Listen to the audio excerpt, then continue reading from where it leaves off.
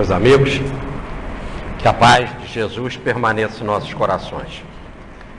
Hoje o tema é a parábola das virgens loucas e das virgens prudentes. É um tema exclusivo de Mateus e está no capítulo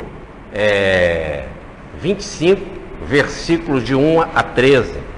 Nós vamos fazer uma leitura já fazendo uma melhor adaptação na tradução. Então, o reino dos céus será semelhante a 10 virgens que, tomando de suas lâmpadas, saíram ao encontro do noivo. Mas 5 dentre elas eram tolas e 5 prudentes.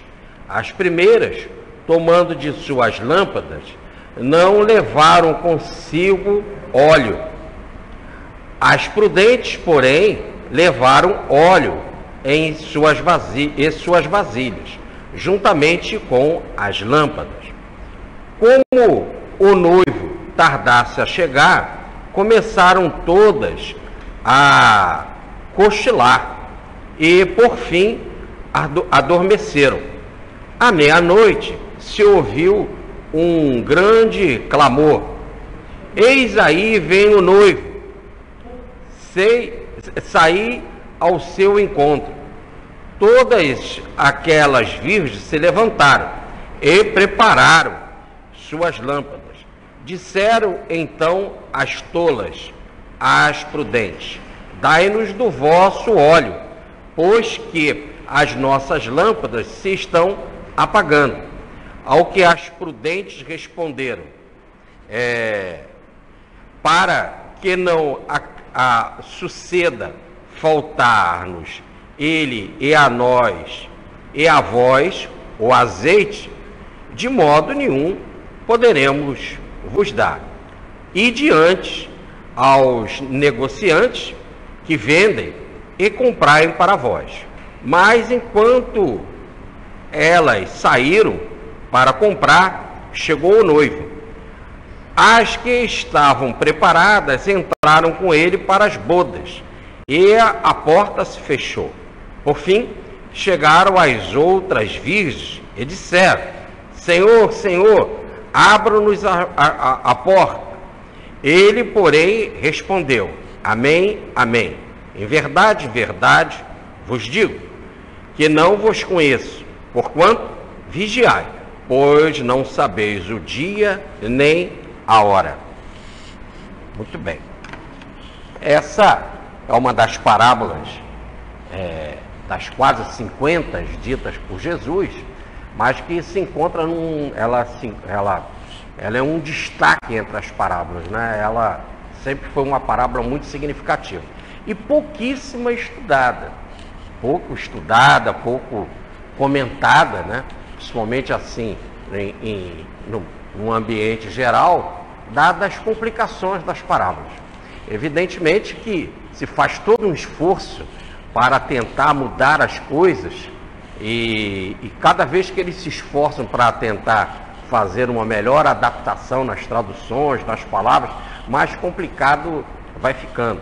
Por exemplo, se vocês olharem a leitura que eu fiz aqui, já fazendo uma melhor tradução, está na palavra noivo, né? No original está noivo. E repare que a tradução aqui, que nós não seguimos, está esposo, né? Então, se já é esposo, né? Como é que ia ter festa de casamento, né? Então é o noivo. Uma outra coisa é que a festa de casamento é uma festa aberta para todo mundo. É uma contradição essa passagem, porque se nós olharmos a missão de Jesus começa numa festa de casamento. Está lá em João, no capítulo 2, onde ele transformou a água em vinho, né? Eram 6 talhas, diz lá a passagem que cabia com a medida de 36 metretas, fazendo a conversão, dá cerca de 700 litros de vinho. E a festa, fica bem claro, estava Jesus, estavam os discípulos, estava Maria. A festa é aberta, a festa não era de porta fechada. Ainda mais no interior, numa cidade pequena naquela época lá, onde que todo mundo casava naquele mesmo grupo, né? Logo, todo mundo é parente, todo mundo é primo. Eu sempre conto que quando eu estava fazendo a reforma lá da casa lá de Nogueira, lá em Petrópolis, nós contratamos lá um mestre de obras para fazer o trabalho, né? Que era o Vadim, e toda hora o Vadim chegava: seu Jorge, hoje nós estamos precisando de uns ferros especiais aqui lá para uma determinada coisa. Eu falei assim: Vadim, então pega lá naquela loja. Eu falei: não, mas lá não vende aquilo que eu estou querendo. Falei: e aonde que tem isso, Vadim? Fala com o meu primo, eu levo você na loja do meu primo. Quando chegou na madeira também, nós vamos lá na cidadezinha de Pedro do Rio, lá tem o meu primo que vende a madeira que eu estou querendo, uma madeira que não pega cupim, etc. E é verdade mesmo, nunca pegou mesmo cupim aquela madeira. E assim vai. Quando chegou na parte de botar as grades também, tem o meu primo, o Antônio aqui, todo mundo é primo. Agora, se isso é assim, né, numa localidade como Petrópolis, vocês imaginam lá naquela época, né? As pessoas viviam ali naquele ciclo muito menor. Então, os casamentos eram abertos. Repare que o próprio capítulo, o início da missão de Jesus, 700 litros de vinho, que mostra que a comunidade estava convidada. Além do mais, há uma passagem também no livro de Malaquias, no livro dos Macabeus, um dos livros das Escrituras, que mostra uma cena de casamento mostrando isso. Havia o noivo, vai lá apanhar a noiva, há toda uma festa, um cortejo com as lâmpadas e tal, e vai para a festa e todo mundo está convidado, festa aberta. Muito bem.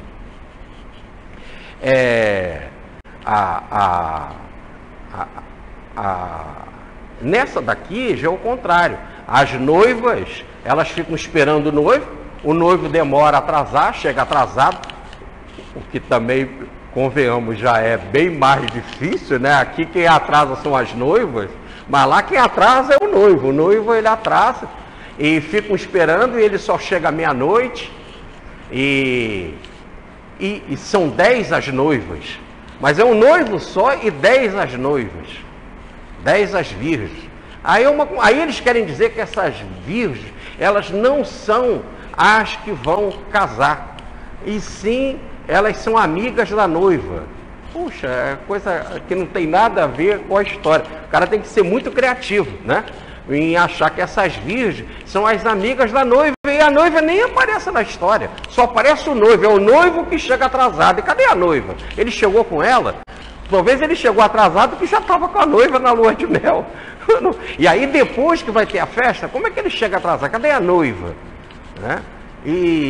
Então eles vão tentando sair da enrolação, porque criaram todo um padrão de moral, de costumes, e que não bate. Além do mais, é uma indelicadeza tremenda, porque as outras que são imprudentes, que não tinham lá o óleo, saíram para comprar à meia-noite. É extremamente difícil encontrar um comércio, principalmente naquela época, naquele local, aberto à meia-noite para comprar óleo, né?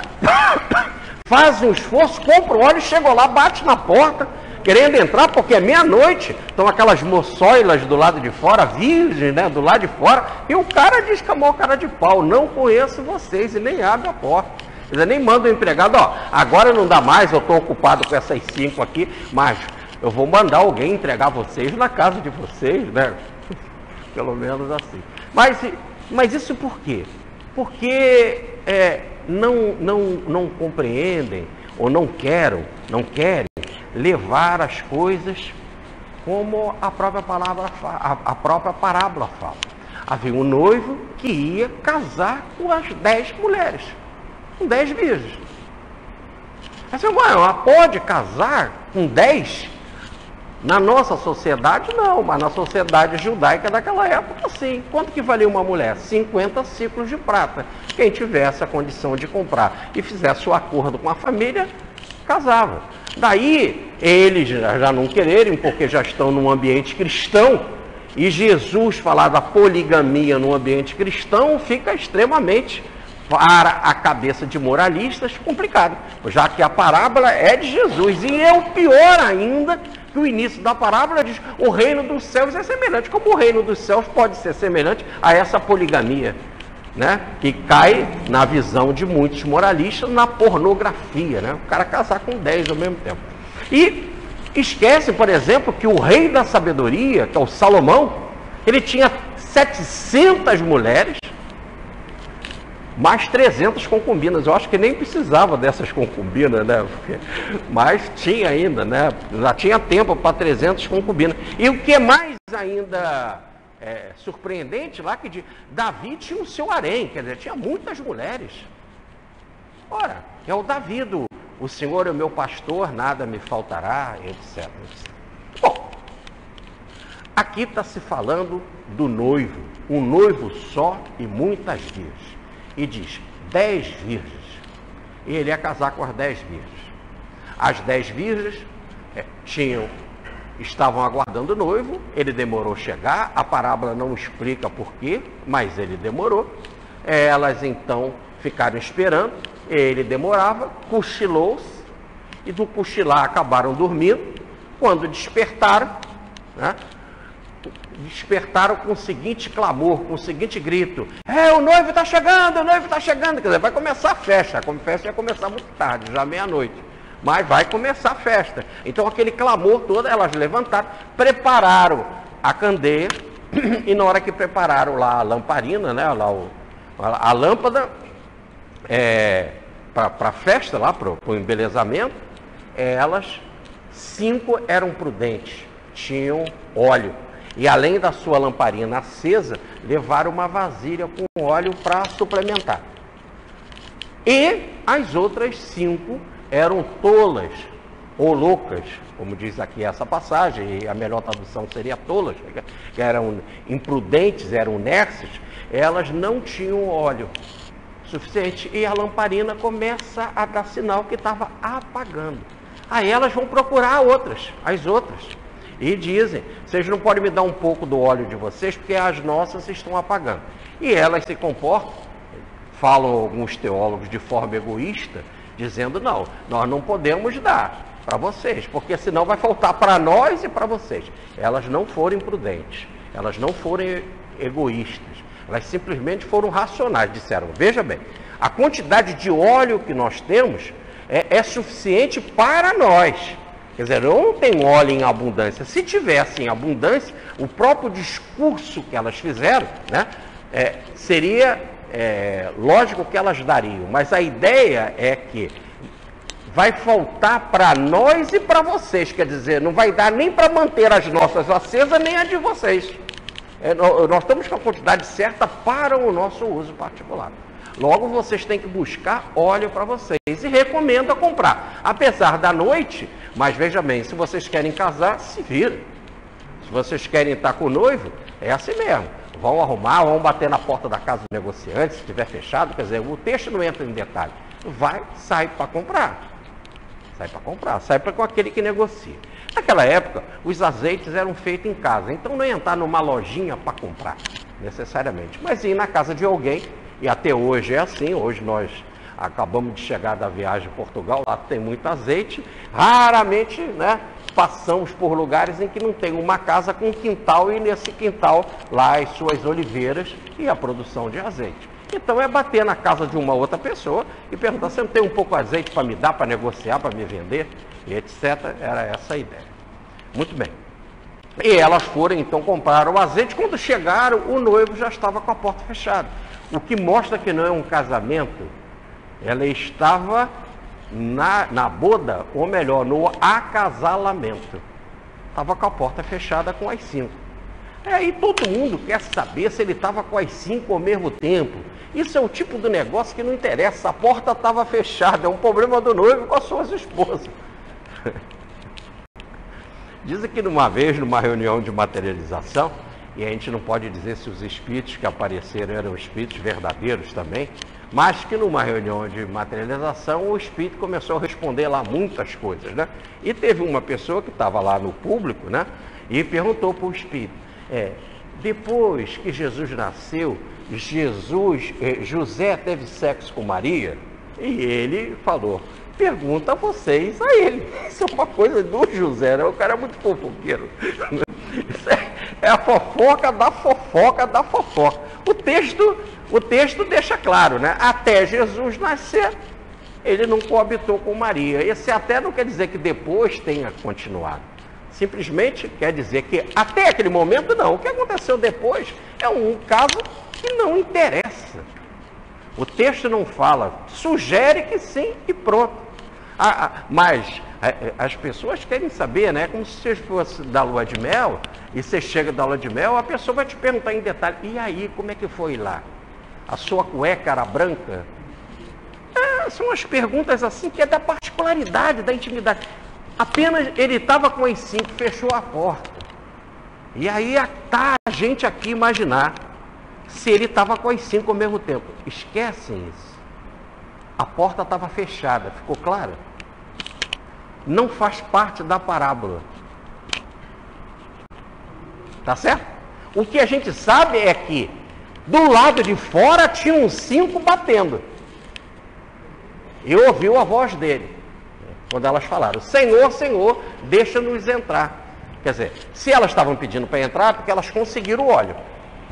Senão não iriam para a festa. Então conseguiram o óleo. De alguma forma, foram em algum lugar, conseguiram o óleo e estavam ali batendo, pedindo para entrar. E o Senhor responde, não conheço vocês. Termina a parábola, elas não entram como não conhecem. Não conhecem. E o não conhece é se eu vou casar com 5 que eu nem sei quem é. Ou elas fazem um esforço para conseguir o óleo, eu continuo dizendo não conheço. Independente disso, a resposta é não te conheço, não conheço vocês, não vão entrar, abram a porta, ele não abre a porta e vem então a conclusão da parábola dada pelo Senhor. A conclusão da parábola é: orai e vigiai, porque não se sabe o dia nem a hora. Tá bem? Muito bem. Como inicia essa parábola? Qual é o início dela? Qual a grande saída para a parábola? É que o reino de Deus é semelhante de Jesus, não é essa parábola, mas acompanhe. O reino dos céus será semelhante, o reino dos céus será semelhante a 10 virgens que, tomando as suas lâmpadas, entraram para receber o noivo. Então, o reino dos céus é semelhante a 10 virgens. Só isso? Não. As 10 virgens com lâmpadas. 10 virgens com lâmpadas para receberem o noivo.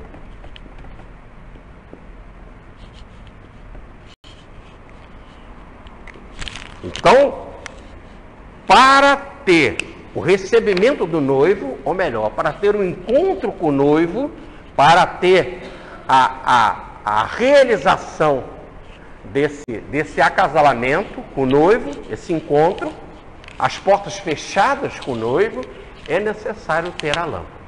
São 10 virgens. 10 virgens. Elas precisam ter a lâmpada.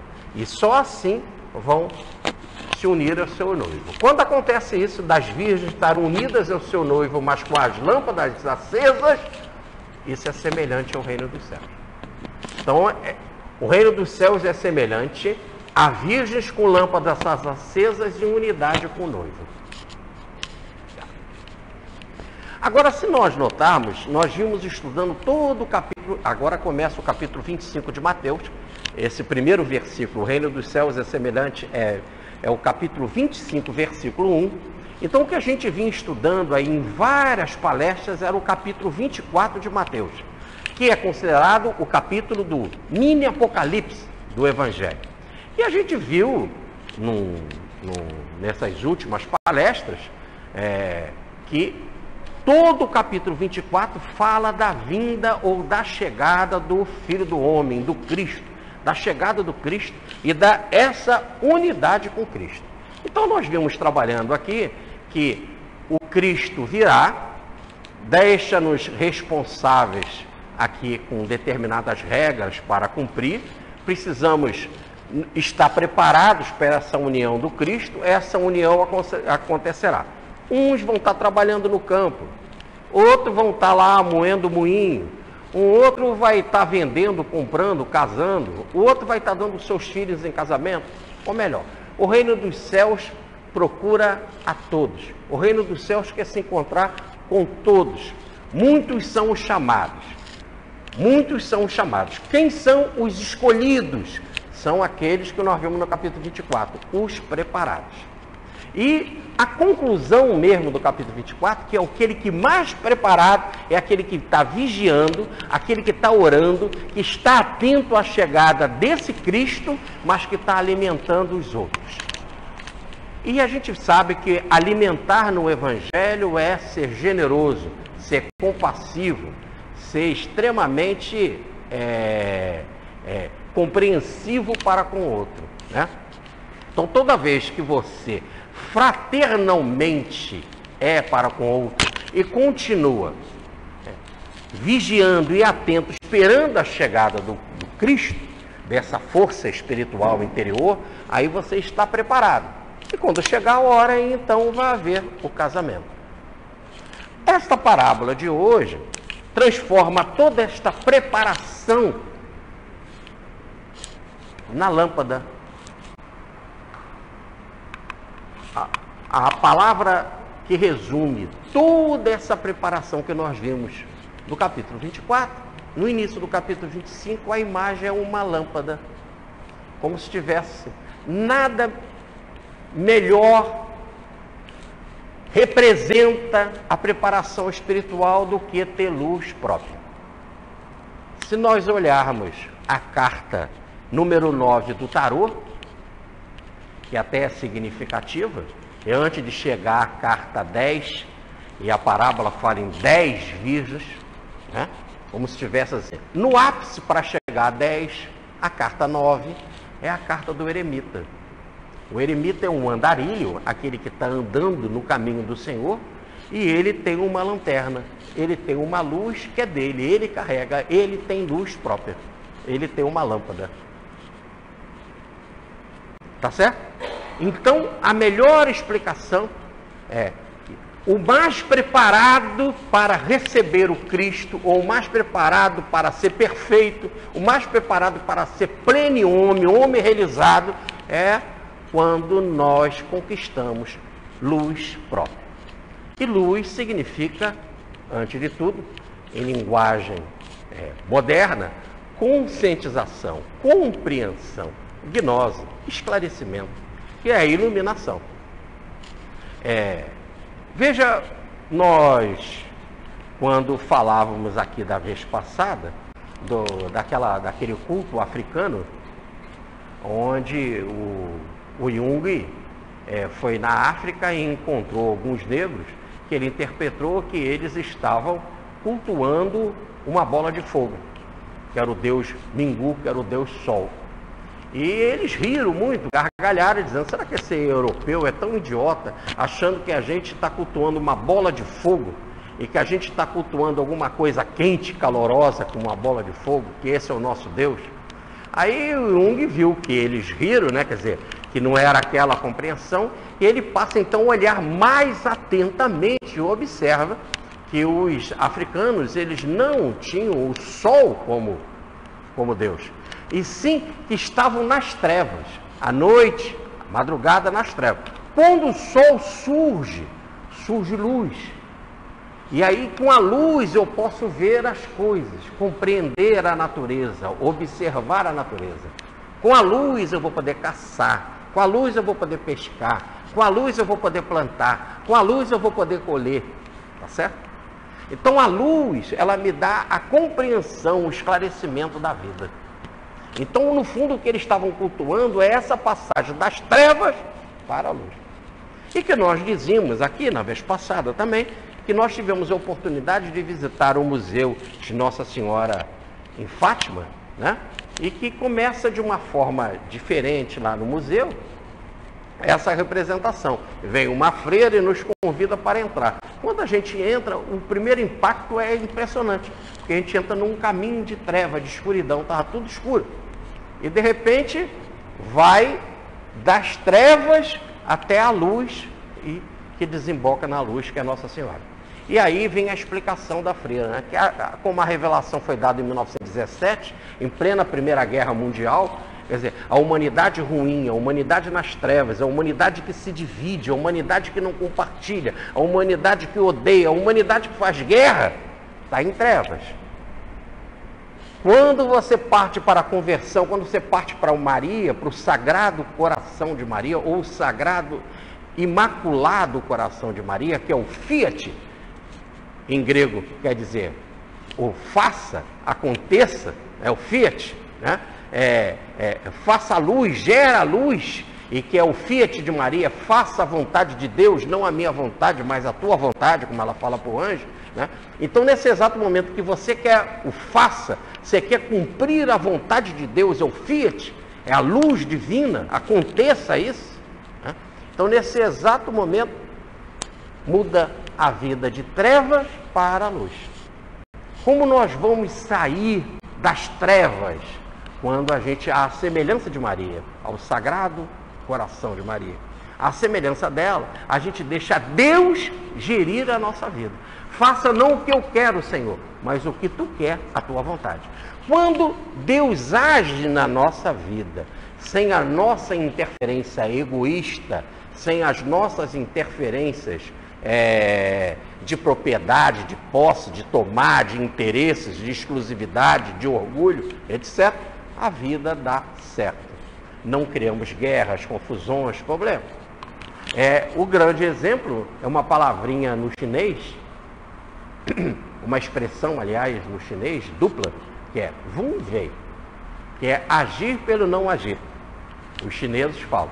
Então, a explicação que eles falam assim, olha a natureza não livre, olha a pedra, olha os minerais, né? Olha os vegetais, olha os animais. Como Deus age nessa natureza e eles não interferem, ele só deixa ali se realizar a vontade divina, é perfeito o reino mineral, vegetal e animal. Quer dizer, não há interferência. Quando chega no reino nominal, a gente quer interferir com o nosso livre-arbítrio, desobedecendo às ordens, às leis, às regras, etc. E aí, nesse exato momento, cria-se a confusão, cria-se as trevas. Então, luz nada mais é do que a compreensão da vida segundo as leis divinas. Agora, então, nessa parábola, isso se chama lâmpada. Quando você chega a essa estatura de já ter compreensão da vontade divina, quando você tem a plena compreensão da vontade divina, você fica à disposição dela. Compreendo, Senhor. Compreendo a tua vontade, a tua. Ou como diz Maria, compreendo tão perfeitamente porque ela não entendeu. O anjo diz, darás à luz a um filho. E ela pergunta de forma muito lógica. Ela era uma mocinha, mas não era boba. Como se dará isso se eu não conheço o varão? E aí o verbo conhecer está em sentido sexual. Se eu não tenho relação com um varão. Como? Como? Como se pode nascer uma criança se não for através do ato sexual? Aí o anjo teve de explicar. O anjo explicou. E quando o anjo explicou, aí ela diz, faça. Então, segundo a tua vontade. A vontade dos céus, a vontade divina. Tá certo? Agora, então significa, no exato momento em que eu tenho compreensão, não é simplesmente, Deus, faz o que você quiser, que isso é a música do Zeca Pagodinho, deixa a vida me levar, e eu não quero nem saber qual é o certo. Não, não é isso que Maria fez. É como se dará isso, Senhor? Eu quero a explicação. No exato momento que você tem a compreensão, aí nesse exato momento você fala, agora sim, eu compreendo, estou preparado. Estou totalmente preparada. E ela fala uma das passagens mais lindas que estou preparada. Sou a semelhante de uma serva, de uma escrava. E disponha. Foi você que escolheu. Disponha. Faça o que você achar. Estou à sua disposição. E como o escravo tem sempre que obedecer, isso que eu quero dizer. Eu obedecerei. Mas antes ela quis compreender. A compreensão que é a lâmpada. E o texto fala em casamento. Mas por que casamento com 10? e na hora não acontece com 10, acontece com 5. Né? Por quê? Porque muitos são os chamados. Todo mundo é chamado para o casamento crístico. Todo mundo é chamado para a perfeição, para chegar ao grau, à estatura de plenitude espiritual. Muitos são os chamados, diz o texto, né? O muito, quer dizer, todos nós, todo mundo é chamado. Aquele que estiver preparado, que tem lâmpada, que tem compreensão, está pronto para a unificação. Aquele que não está, tem que continuar ainda se preparando. E quando estiver preparado? Quando estiver preparado, vai casar, vai se unificar. E o que acontece é que esse noivo, nas Escrituras, é o próprio exemplo dado por Jesus. É Jesus que se apresenta nas Escrituras. E ele vem para cá como noivo, olhe bem, querendo casar com a gente. E é interessante, por isso a imagem das freiras, que ficam sempre todas com aliancinha, dizendo que elas querem, são noivas, querem casar ou são casadas com Jesus. Essa é a imagem. Então a imagem, vamos mostrar aqui os versículos, não? Eu trouxe 2 aqui que falam de forma clara. Um está em Mateus, no capítulo 9, versículo 15, que é os discípulos de João o Batista foram procurar Jesus para saber se Jesus era o Cristo mesmo. E Jesus diz assim, e quando eles chegam lá, eles veem que os discípulos de Jesus não jejuavam, e que os discípulos de João jejuavam. E as autoridades, então, religiosas perguntam, os discípulos de João, o Batista, jejuam, e os seus discípulos não jejuam. E Jesus, então, explica, pode os convidados ficarem tristes, jejuarem, enquanto o noivo está presente na festa? Mateus, capítulo 9, versículo 15. É uma verdadeira festa a presença do Cristo entre nós. E quando o Cristo estava presente, os apóstolos não jejuavam. Não havia nessa, é uma festa. Aí ele dá essa imagem. Imagina num casamento, né? O noivo está lá presente e os amigos do noivo estão jejuando. Não queremos participar da festa. E o jejum, a pessoa fica mais fraca, aí não dança, não canta, né? E não come. Toda aquela comida lá, e o cara em jejum. Não. Então, por enquanto que o noivo está presente, não jejua. Aí Jesus até diz mais. Agora, quando eu for embora, aí eles jejuarão. Jejuarão no sentido de vão querer respostas, vão ter que se sacrificar para ter respostas. As respostas não vão chegar assim tão fácil. Esse contentamento de que eles queriam saber, Jesus, ensina-nos a orar. E Jesus, Pai nosso que estás no céu, santificado. Jesus, explica-nos essa parábola. E Jesus pegou a parábola da semente, é assim. A semente que caiu na terra seca, a semente que caiu sobre a pedra, e Jesus saiu explicando. Agora a gente não tem Jesus. Então, assim presente no sentido direto. Então, nós temos que aqui, ó, vocês estão vendo? Ó, tem que se virar, tem que estudar, tem que procurar, tem que pesquisar, orar, fechar os olhos e pedir inspiração. Tá certo? E antes, não precisava. Jesus, como é assim? Eu quero lá, vou fazer uma palestra, hoje o Ivan está lá, eu quero explicar tudinho da Virgem Louca lá para o Ivan. Tem que estudar. Antes não precisava, eu perguntava e Jesus dizia o que era. Tá certo? Então, o que Jesus está dizendo é que a minha presença é uma festa. E ele não nega isso. Nós já contamos aqui o caso daquela moça, daquela Maria, da cidade de Betânia, irmã de Lázaro, que jogou uma quantidade enorme de perfume sobre a cabeça e os pés de Jesus. Era uma quantidade que custava mais de 300 denários, logo mais de 300 dias de trabalho de uma pessoa de sol a sol, né, que ele ganha 1 denário por trabalho de sol a sol.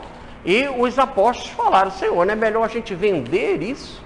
Esse perfume é um desperdício jogar isso na tua cabeça, no teu corpo. A gente podia vender, pegar o dinheiro e comprar coisas para dar para os pobres. E Jesus falou, pobres sempre terão na terra para ajudar, para fazer isso. Deixa ela fazer isso. Esse é um momento raro na terra. É um momento que raramente alguém tem o Cristo ali à sua disposição. É uma festa.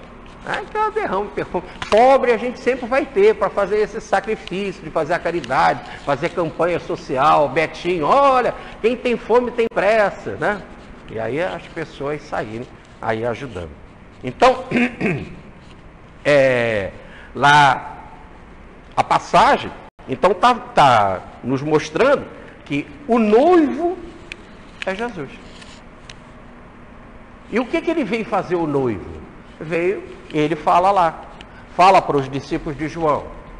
O evangelho está sendo pregado. Os paralíticos estão andando. Os cegos estão enxergando. Os surdos estão ouvindo. É assim.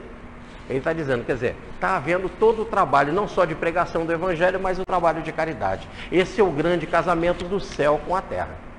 Há uma outra passagem mais interessante, que eu acho ainda, que está em João, no capítulo 3, versículo 29, que diz assim: o noivo é para a noiva é para o noivo. O amigo do noivo, que era o João Batista, o amigo do noivo, ele está presente na festa e se alegra com a voz do noivo. Então ele está dizendo, João Batista, que ele é o precursor de Jesus. E ele, como precursor de Jesus, ele se alegra quando ouviu a voz de Jesus. E ele diz que ele é o amigo do noivo. E que o noivo veio para cá para se relacionar com a noiva. Mas que a alegria dele, do amigo do noivo, é quando ele escuta a voz do noivo. Ou melhor, a mensagem do noivo, que é a mensagem do evangelho. Porque é a mensagem do evangelho que vai fecundar as noivas. E as noivas vão compreender. Ouvindo o evangelho, as noivas vão compreender. E as noivas compreendendo, vai haver o grande casamento da terra, da noiva que não compreendia, com a voz do noivo, que é a mensagem do evangelho, e as noivas compreendendo vão poder casar com Jesus. Ou melhor, vão poder casar com o céu. Vão chegar à perfeição. Vão ter lâmpadas. Quem não compreende, quando ouve a voz de Jesus, passa a compreender, passa a ter lâmpada própria. E João diz, eu como amigo do noivo, me alegro em ouvir a voz dele. Por quê? Porque as noivas estão sendo fecundadas com a mensagem do evangelho. A grande complicação é que a gente fala assim, essa linguagem fica uma linguagem feminina. Porque noiva, né? Em Jesus, linguagem masculina, noivo, e as noivas, linguagem feminina. Aí a gente fala assim, poxa, então quer dizer que a Zumira, a Raquel, a Clarice, todas, né? Todas estão com essa possibilidade. Mas eu, o Ivan, o Eligier, o Rogério, não. Porque noiva é mulher. Não, não é isso. Aqui está falando de duas psicologias. A psicologia ativa, que fecunda, que é a masculina, que nós chamamos de masculino, né? E que a biologia mostra que quem fecunda, no caso é o masculino, e a psicologia feminina, que é a psicologia receptiva, é que recebe. Nós não temos nada para dar para Jesus. Nós temos apenas que ouvir a voz dele, a mensagem que é o evangelho. Então a psicologia é ativa, quem está fecundando a terra, quem é o noivo, que está derramando o seu esperma na terra, ou melhor, está a sua semente na terra, o semeador saiu a semear a sua semente, quem está derramando a sua semente na terra para o casamento, o acasalamento, é ele, o noivo. Então, psicologia masculina, noivo. E nós que recebemos, quem recebe, quem está receptivo, é psicologia feminina, é receptivo, como se estivesse com as pernas abertas, receptivo à fecundação, ao acasalamento do noivo, a fecundação. Então está falando de psicologia masculina e feminina, ou melhor, em psicologia ativa e receptiva, psicologia de doação e de recepção. Tá bom. Logo então, a noiva significa todo ser humano. Todo ser humano. E de pregar ao mundo inteiro. Então, todo ser humano, aí nessa passagem, tem a imagem da noiva. Tudo bem? E que na parábola da agora tem a imagem da virgem. Então ele está dizendo que todos nós somos noivos. E todos nós, homens ou mulheres, somos virgens. Aí você diz, não, peraí, Jorge. A Zumira logo está ali levantando a mãozinha. Eu não sou virgem. O LG, eu não sou virgem. Muito bem.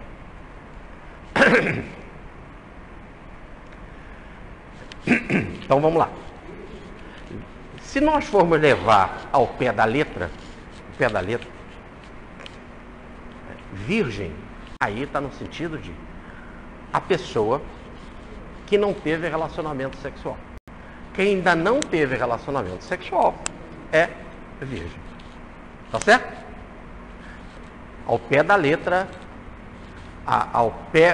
no sentido biológico, todo aquele que não teve relacionamento sexual é virgem. Tá? Ótimo.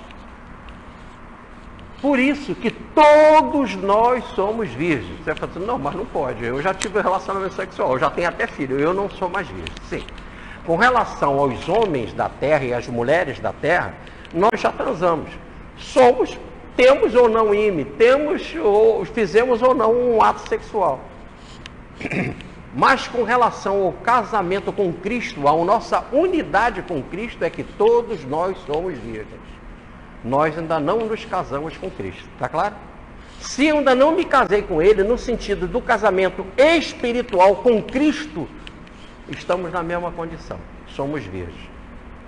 Tem gente que já está na paquera com Ele. Tem gente que já está namorando com Ele. Tem gente que já tem compromisso de fidelidade, é noiva com Ele. São as grandes almas cumpridoras dos seus deveres, da sua moral, da sua vivência espiritual, da sua fidelidade espiritual. Tá certo? Levam o Cristo com profunda fidelidade. Mas então todo aquele que ainda não teve contato íntimo com Cristo é virgem para esse contato. A parábola, e não está dizendo que as pessoas saíram para casar com um qualquer. Como a parábola é dita por Jesus, e veja bem, ela começa definindo os lugares, as posições psicológicas. O reino dos céus é semelhante, o reino de Deus é semelhante. Logo nós temos que nos posicionar no reino dos céus. Então é um casamento no reino dos céus e não no reino da terra. Pilatos perguntou para Jesus, tu és rei? Jesus diz, tu dizes, mas o meu reino não é deste mundo. Então ele não está falando do reino desse mundo, onde que as pessoas têm ato sexual biológico para poder deixar de ser virgem. Ele está falando do reino dos céus. E lá no reino dos céus, o acasalamento espiritual, a unidade espiritual é com uma realidade espiritual. Tá? Então, esse é o primeiro ponto. Então, por isso que tem alma que já deixou de ficar virgem e já se casou com Cristo. Por exemplo, quando Maria disse sim aos céus, eis aqui a escrava do Senhor, faça em mim a sua vontade. E foi a primeira pessoa a aceitar Cristo na terra e levou uma vida de Cristo na terra, e que não seja feita a minha vontade. Nas bodas de Caná, ela diz, fazei tudo quanto ele vos disser, a referência é ele. Pronto, ela é alguém casada com Cristo. Ela não é só esposa, é mãe, mas ela é esposa.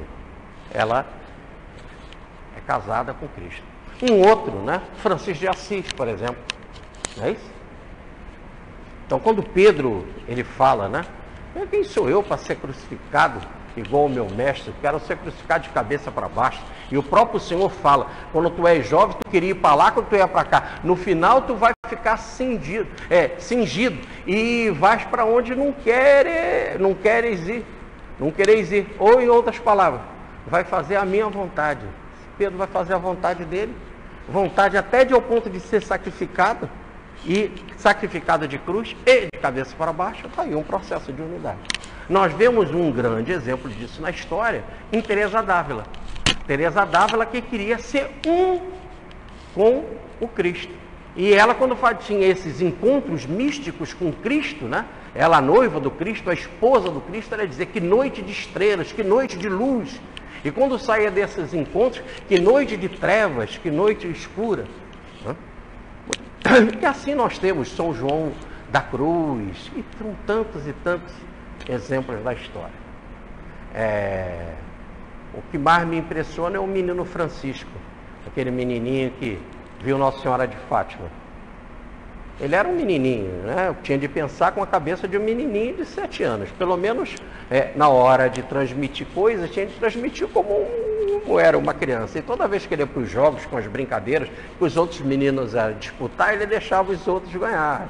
E ele e os outros diziam: você está deixando eu ganhar? Eu falei: o que importa? Eu vou para o céu. O que importa? Eu tenho uma glória muito melhor do que ganhar uma partidinha de jogo aí, né? Ou a brincadeira das pedrinhas e tal, eu vou para o céu. Então, esse processo de unidade significa: esses não são mais virgens, esses já estão acasalados com o Senhor. São os exemplos. Né? Então, o que a parábola fala? Que todos nós temos que caminhar para o encontro crístico. E o que nós precisamos? Ter luz própria, lâmpada. Quem não tiver luz própria, não casa, não entra. E para ter o conhecimento com ele, e ele fala para as outras que não entraram: eu não conheço vocês. A palavra conhecer está no sentido de sexo. A palavra conhecer nas escrituras, sempre desde o início, ela teve ideia de sexo. Tanto que Maria fala para o anjo: mas como dará isso se eu não conheço varão? Ou melhor, se eu não tenho ato sexual com varão? Como que eu vou ter um filho se eu não conheço? Ou melhor, se eu não transo com varão? A primeira vez que isso aparece foi lá no caso de Adão e Eva.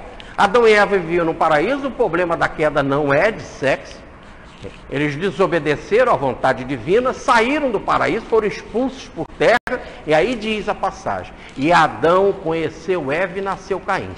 A ideia do nasceu Caim, através do conhecimento. Adão conheceu Eva e nasceu Caim. Fica claro que o verbo conhecer está no sentido sexual.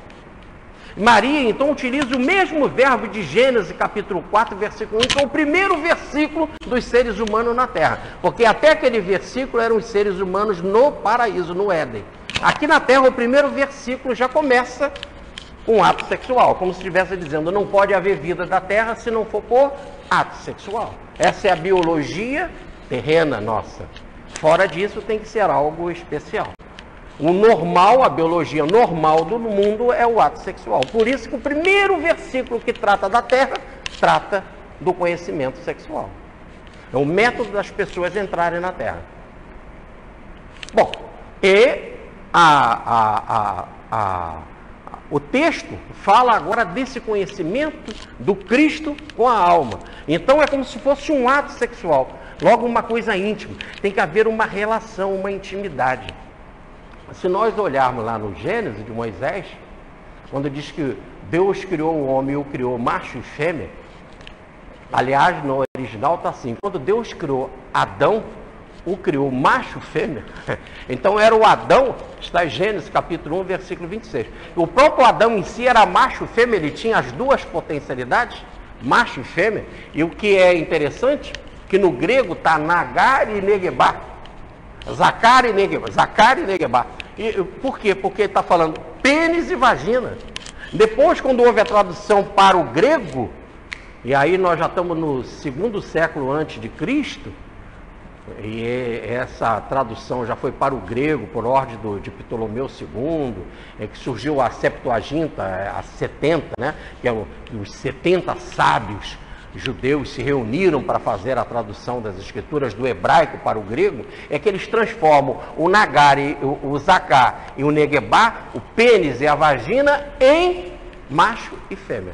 A palavra, na hora, a tradução eles botam macho e fêmea, mas o original está pênis e vagina. Então, quando o homem foi criado, ele tinha em si mesmo pênis e vagina. É lógico que a criação é de ordem espiritual, se foi criado espiritualmente, é uma imagem. Mas ele era em si mesmo a potencialidade de pênis e vagina. Ele não precisava procurar uma vagina ou procurar um pênis para se acasalar. Ele tinha essa potencialidade. E como ele era os dois, ele não era nem pênis nem vagina, ele era pênis e vagina. E quando há o acasalamento, o verdadeiro casalamento aqui na Terra, a perfeita unidade, na hora que há a penetração pênis-vagina, não há nem mais pênis nem vagina. Há um perfeito complexo. Uma totalidade, uma unidade. Tanto que naquele momento já não tem nem mais vagina nem pênis, é uma unidade pênis e vagina. Então ele está dizendo que a nossa criação originária foi essa perfeita unidade, esse perfeito equilíbrio de polaridades masculinas e femininas. Em perfeita unidade, em perfeito acasalamento.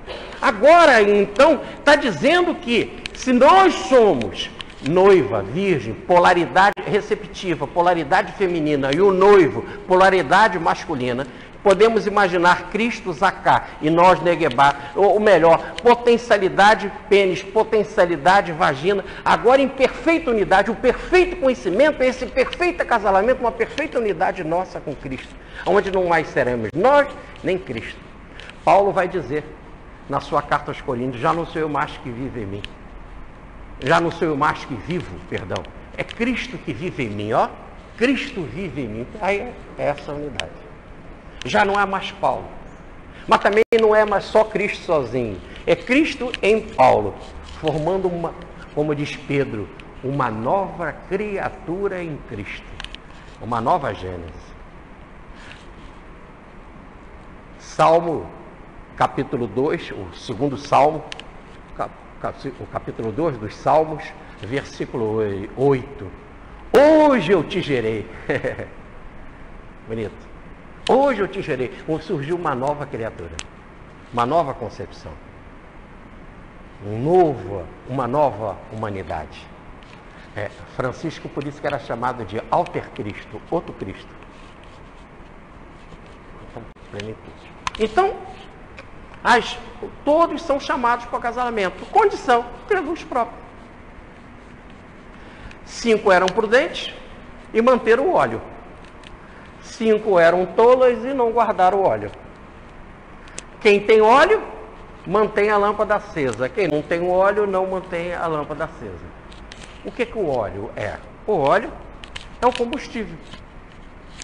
O óleo é o combustível. No fundo, quando você bota o óleo no carro, no caso, bota a gasolina no carro, que é o combustível, né? É o óleo do carro, é a gasolina, é o óleo que mantém o carro aceso, o carro vivo. O óleo, a gasolina vai gerar combustão, e aí é a energia. Né? Então o que é a gasolina? Energia. Aí no caso do óleo da lâmpada, energia, que vai se transformar em energia calorífica e energia luminosa. A lâmpada. Então, o que se está falando é se tem energia ou não tem energia. Energia todo mundo tem. Porque nós fomos criados à imagem e semelhança de Deus. Todos nós temos essa plenitude de energia em nós. Só que tem alguns que estão com essa energia em pleno movimento. É uma usina de bem. É uma hidrelétrica de bem. Como é que é o nome daquele cantor que só falava coisas assim de piadinha engraçada lá com sogra? Com sogra. Oi? De Cró. O de Cró diz assim: a minha mulher é uma usina hidrelétrica. Porque ela dá luz. E é quente, dizia o de Cró. Diferente da minha sogra, que é uma geladeira de maldade. Então, quer dizer, na concepção dele, a mulher dele era uma energia, dava luz e era quente, né? Amava e tal. E a sogra, né? Essa é a concepção do artista, né? Do cômico, né? A sogra era fria, quer dizer, é como se fosse uma energia estática, energia congelada. O que é matéria na definição de Einstein? Matéria nada mais é do que energia congelada. Aliás, ele não usa nem a expressão condensada, concentrada. A linguagem einsteiniana é congelada. É bem a ideia do vapor que se congelou e virou pedra de gelo. E o gelo é o mesmo vapor. O gelo tem a mesma potencialidade do vapor, só que está congelado. O vapor não. Repare que o vapor movimenta o quê? A máquina na indústria. O vapor movimenta o trem, não é assim? O vagão, né? Carrega o vagão. Leva a locomotiva, o vapor, não é isso? Repare que o vapor é energia em movimento. Quando a energia não está em movimento, ela está endurecida. E aí a energia endurecida é o sujeito que não ama, não é generoso.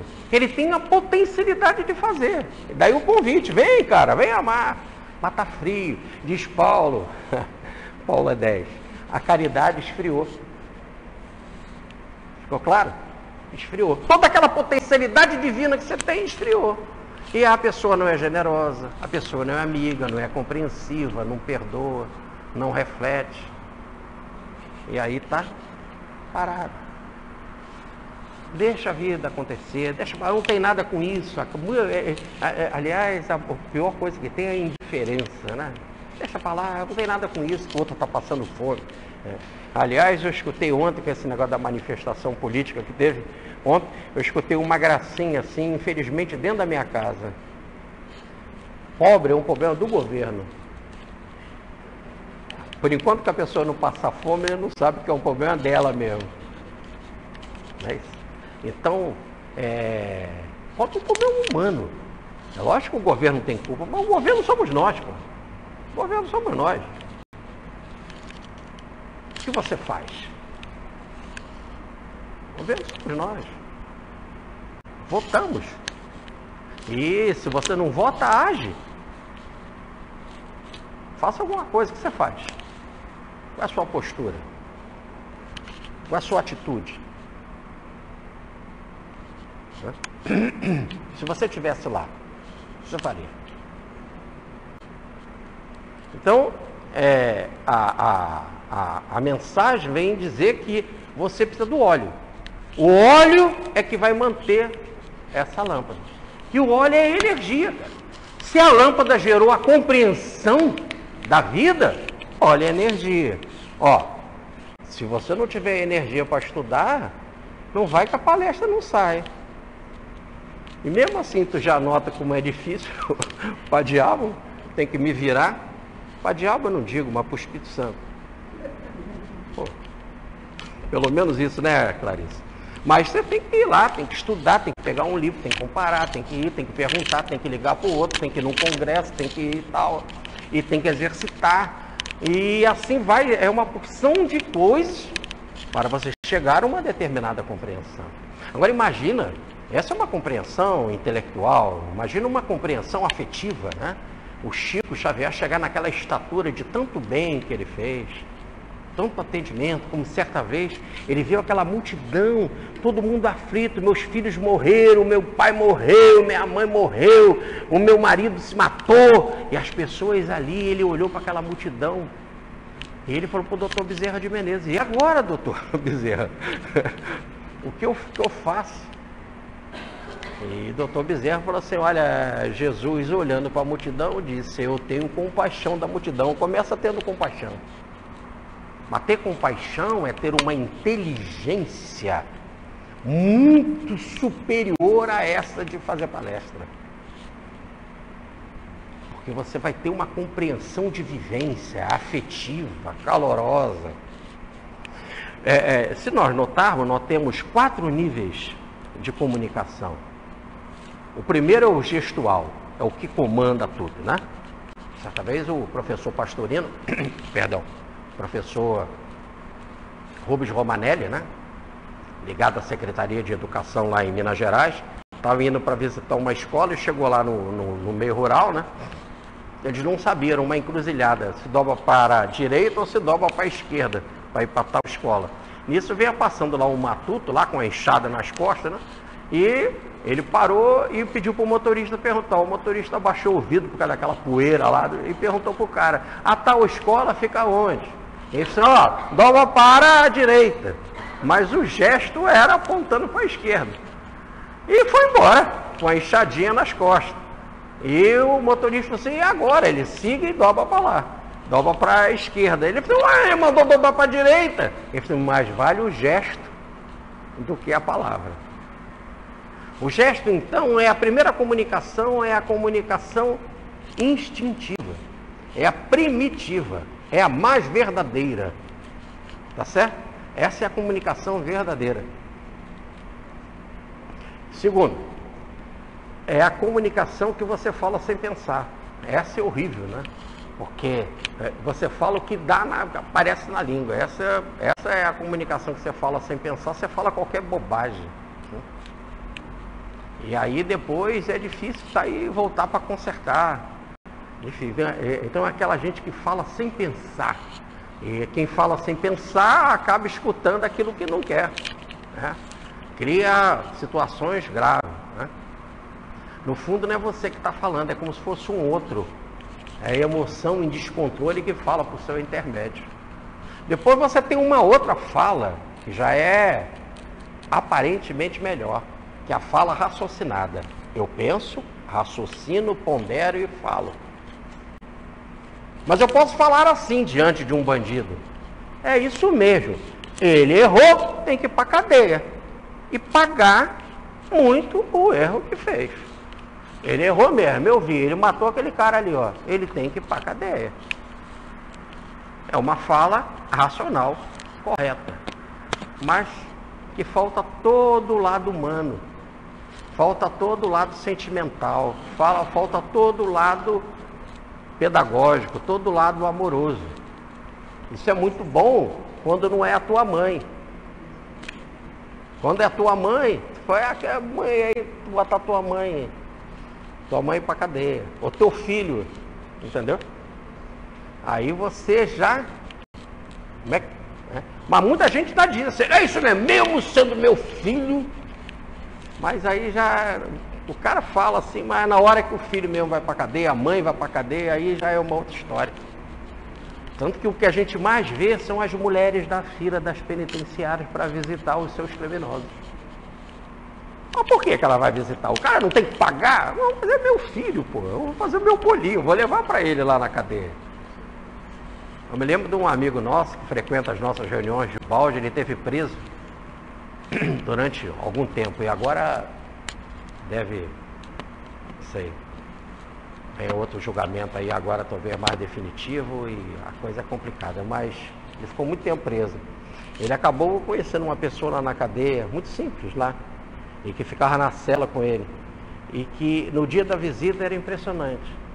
A primeira pessoa a chegar e já do lado de fora ouvir a voz dela com um cântico para Jesus, porque ela era evangélica, era a mãe daquele cara ali. Muito depois chegava a esposa dele, os filhos dele, tá certo? Tudo sem gritaria, tudo sem falar de Jesus. Ela já chegava falando de Jesus, cantando para o filho a esperança de Jesus de vê-lo um dia livre. A mãe, ela sabe que o filho é criminoso, mas com Jesus tudo muda. E agora meu filho aceitou Jesus, era o que ele dizia para ela. Tá certo? Então, eu tenho uma outra fala acima dessa, que é a fala sentimental. A fala sentimental, a fala afetiva, é uma fala que não deixa de ter razão. Nunca um sujeito pode dizer assim, aquele é um criminoso, ele tem que fugir para não ser preso. Que é isso? Um sujeito que realmente tem afeto, está acima da razão, não pode falar uma coisa dessa, né? Que a lei se cumpra, que a lei se faça, mas que ele aprenda, que ele reflita. Nós vamos estar do lado dele, ajudando, amparando, nós não vamos te deixar, e aí tal, para que você possa mudar, se transformar. Imagina se Jesus não tivesse só uma linguagem racional e dissesse, realmente me botaram na cruz, vocês. Eu dei uma mensagem e não quiseram. Adeus. Vou para a casa do meu pai e fiquem sozinhos aí na terra.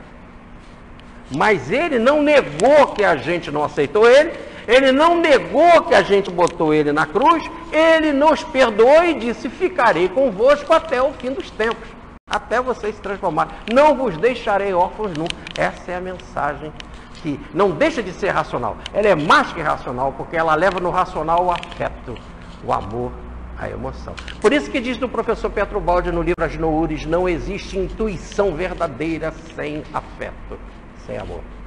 Porque senão é uma intuição muito rasteira, que é só um insight rápido, mas que não é aquele estado que leva a pessoa à compreensão melhor da vida, a um passo melhor da vida. Então as virgens são chamadas para esse encontro, esse acasalamento com o Senhor. As que estão preparadas, vinde. Entra, a porta está fechada. Por que que a porta está fechada? Porque é intimidade. E esse é um fechamento, que não é um fechamento de porta de aqui que você fecha a porta do seu quarto, você vai fazer sexo, vai fechar a porta do hotel, né, do quarto do hotel, ou se você de fechadura daqui do mundo. Esse é um fechar psicológico. Não entra e não entra mesmo, acabou. É porque é um fechar de outro nível, é um fechar de outra região, de outra dimensão que você nem percebe. O que que as virgens estão fazendo com o Senhor, no acasalamento com o Senhor, eu nem sei. Aliás, eu nem sei como é que é o céu. Se vocês olharem lá, eu já contei isso aqui, volto a repetir, a Divina Comédia de Dante Alighieri é um dos maiores poemas de todos os tempos da humanidade. O inferno pega fogo, literalmente. O inferno é uma correria, é uma delícia, é agitada, se faz cinema, podemos dizer, teatro com o inferno, porque tem muita coisa para se falar e muita compreensão. Quando se chega no céu, a gente não entende nada. Falta palavra no nosso vocabulário, falta compreensão, falta experiência de céu, nós não sabemos como é que é e não tem palavra para dizer. Ele chegou no primeiro nível, tinha luz. Chegou no segundo nível, tinha luz. No terceiro nível, tinha mais luz ainda. Assim, quando chegou no nono nível, era luz, muita luz. Terminou o poema. Quem sabe? Era muita lâmpada. Não tem que falar. Por que não tem que falar? Que a gente não sabe, a gente não tem experiência de céu. Conta para uma menina como é que é o ato sexual, o que que uma mulher sente na hora do ato sexual, o que um homem sente. Conta para uma menina, para um jovem, pequenininhos, para crianças.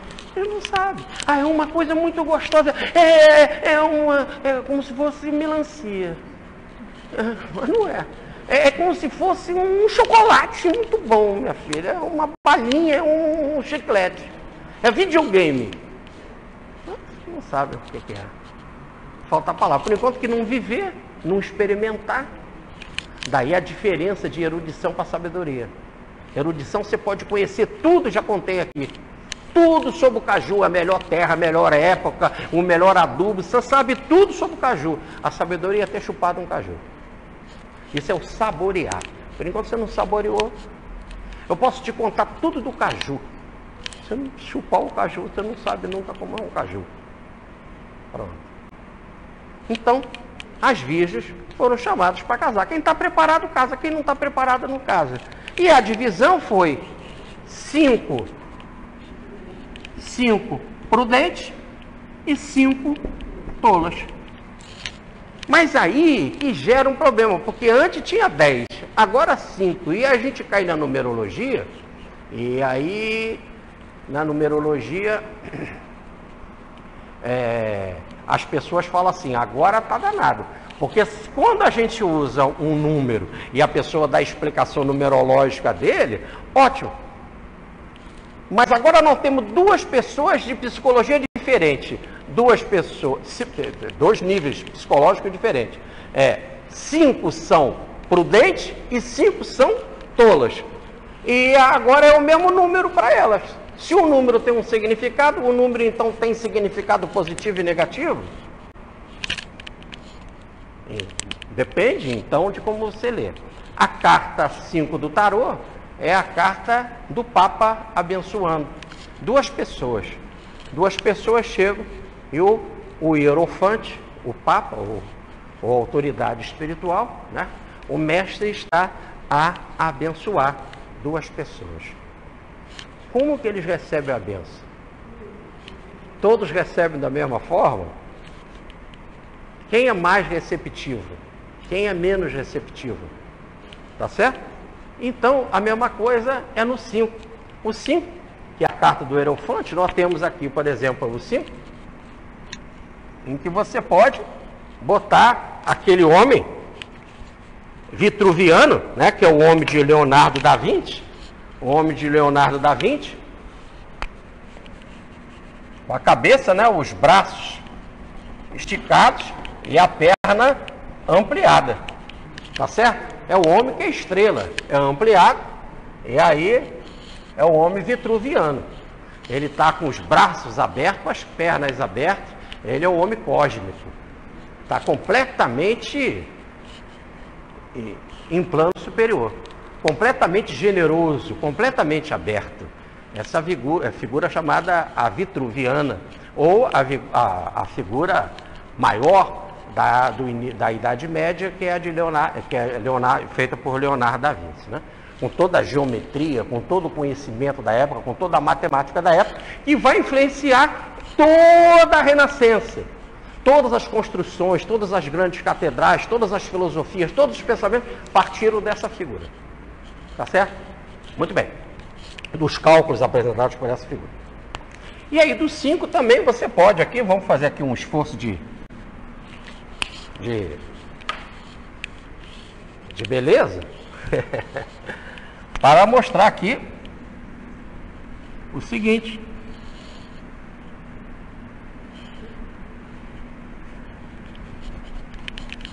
O 5, ele ficou assim muito feizinho.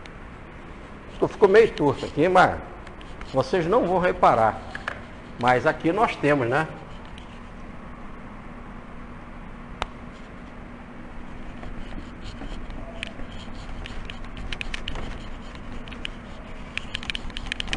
Vou melhorar aqui um pouquinho. Aqui nós temos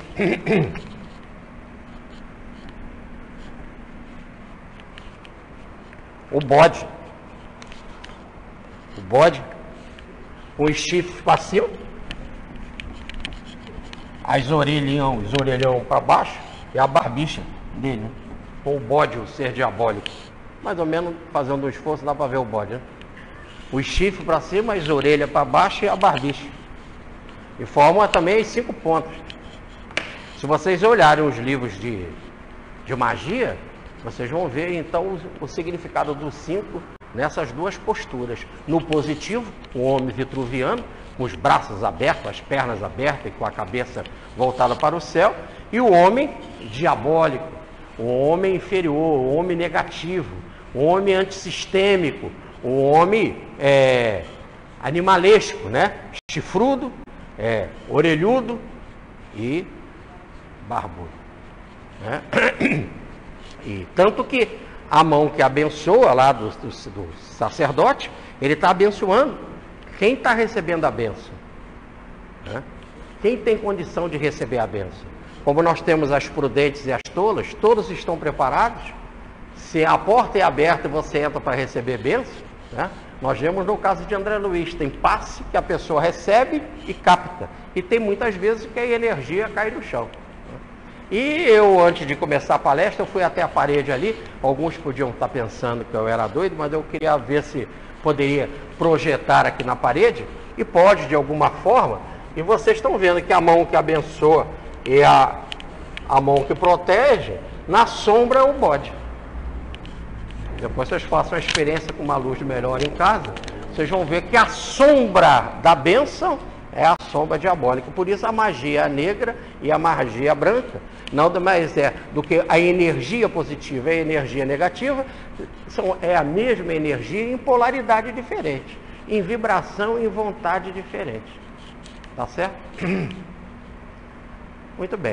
Então, nós temos 5 tolas e 5 imprudentes. Quais são aquelas que têm luz própria? É a pessoa que está aberta para generosidade, para caridade. E aquela que é imprudente, que é tola, é aquela que é animalesca, né? A semelhança do bode, embrutecida, é diabólica, não é isso? Ela quer saber dela, do interesse dela. Então, por enquanto que ela quer saber do endereço dela, às vezes até ela quer saber de Jesus, quer casar com Jesus, quer estar com Jesus, mas por interesse. Quanta gente, hoje mesmo eu ouvi um amigo, estava conversando com ele, e ele me disse, eu tenho um parente que é dono de uma igreja. Igreja grande, poderosa. Ele é dono. Ele é o pastor lá, o cara é o dono. Então o sujeito procura o Jesus, mas não por Jesus. Jesus, o que eu levo nessa história de reino de Deus? Tá certo? A cruz é tua, Jesus. E a parte da conta bancária eu não posso gerenciar, Senhor? Tu fica com a cruz, eu fico com a conta bancária. E assim vai. Né? Tem gente que procura Jesus, ou melhor, procura a religião porque quer casar, quer arrumar um amante, não quer que a mulher descubra, eu quero ficar com a outra, mas não quero que ela descubra. Como é que eu posso fazer para tapar a visão dela? Ou dele? Ou passar por cima do chefe, ou ganhar mais dinheiro, ou fazer com que aquele morra e vá embora aí, não sei o quê. E assim vai. Depende, você procura as coisas para que interessa. Não é isso? Veja, Jesus queria ir para Jerusalém, para a festa da Páscoa, e mandou João Batista e Tiago prepararem um caminho, passando pela casa dos samaritanos, para preparar o hospedagem. Os samaritanos, vendo que eles eram judeus, os samaritanos não gostam de judeu, repararam que era na época da festa da Páscoa, diz, por aqui eles não passam. E eles voltaram, Senhor, eles não deixaram a gente preparar lá a hospedagem. Quer que a gente mande descer fogo do céu? A gente mata todos eles. Imagina o sujeito procura Jesus para matar samaritano. Porque se ele fosse matar o samaritano, é um problema dele. Um problema do karma do samaritano, o problema dele, eles vão pagar. Para procurar Jesus, para perguntar se Jesus consente. Jesus foi um filho do trovão, Boanerges. Vocês são muito agressivos. Boanerges, filho do trovão. Vamos procurar quem vos autorizou a dizer que eu vim aqui para fazer um negócio desse. Vocês não são meus seguidores, vocês são filhos do trovão, vocês são seguidores do trovão. O comportamento de vocês é do trovão, de agressividade. Então, veja, se você ainda age, é o 5 no sentido 5, aí representa o homem fechado. O homem que a energia está boidificada, é um bode, absurdo. Tá certo? Então, a energia dele está condensada, está materializada, embrutecida. E o outro está com a energia aberta, generosa. Esse que é a lâmpada. Quem está preparado entra e se casa. Quem não está, tem que se virar. Aí elas foram procurar. Quase sempre você tenta buscar um meio de relação e achar que com algum discípulo, com algum mestre aqui na Terra, como é que eu faço para conquistar o céu? Né? Quanta gente foi procurar Chico, Pietro Baldi, foi procurar Buda, foi procurar Francisco de Assis para ir no reino dos céus. Teve um que pediu até para ser franciscano. Foi lá, procurou Francisco e disse, Francisco, eu quero ser franciscano, entra para a ordem. E ele entrou. E no outro dia eles levantaram para sair trabalhar, para cuidar dos doentes e para mendigar e trazer alimento. Ele ficou esperando a comida chegar. No outro dia, os outros levantaram, foram cuidar dos doentes, foram trabalhar, foram mendigar e trouxeram comida. E ele estava lá esperando, mais uma vez comeu. No terceiro dia, os outros saíram para curar, para trabalhar, para buscar alimento. Ele ficou esperando. E aí Francisco chegou, irmão Mosca, vaza. Vai embora. Você é irmã Mosca, não trabalha e quer comer. Olha como Francisco chamou, irmão Mosca, qualquer irmã Mosca. A mosca não cuida nada, não dá nenhum esforço na padaria. Ela só fica voando de um pão doce, depois vai num sonho. Depois ela vai num mil folha, depois ela vai numa bomba. Reclama porque a bomba é de creme branco, não de chocolate. Aí ela volta para uma coisa e ela fica assim, a mosca, irmã Mosca, é isso. Ela só fica atrás daquilo que é esforço do padeiro. Ela não dá contribuição. Então vai embora, irmão Mosca. Você não é desse grupo, você não é dessa faixa. Aqui você não entra no nosso grupo, tá certo? Então, elas chegaram e pediram óleo, me deu óleo. Eu falei, mas aí o óleo eu não posso dar, vai faltar para mim? Eu preciso do meu óleo. O óleo é meu. É o que cabe a minha necessidade.